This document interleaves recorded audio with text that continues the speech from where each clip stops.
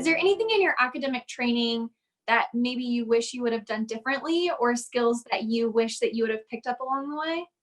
Yeah, I'm so glad you asked that, because looking back, if I had known then I'd be here now, I would have taken a statistics class or many. So that was a real drawback. Now I'm using mathematics, I'm doing mathematical models, and I'm using them to fit to data. So you have mathematical models on the one hand, and on the other hand, you have the data. And really the connection between those two is statistics. We don't have a good connection if we don't use statistics. So there's some powerful statistical techniques we use.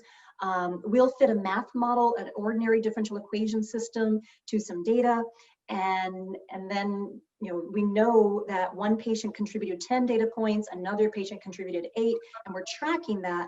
So we have that information, and there are these statistical techniques. We use nonlinear mixed effects modeling. It's just a very powerful tool for getting more information from the same amount of data. So I strongly wish I had had a better background in statistics. I've learned along the way, but I highly recommend that for people who are interested.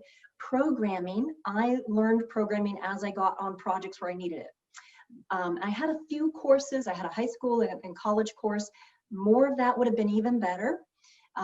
Learning programming principles. Don't call a script from inside of a script. Use some unit testing.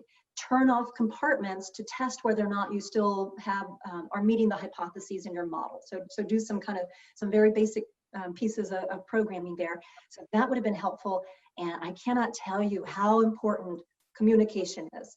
Now, I had a lot of teaching, so I got a lot of experience and learned on the job some of the communication skills, but some training in that early on would have done me a lot of good as well. So statistics, programming, communication, on top of a really strong mathematical and technical background. That's what I would recommend.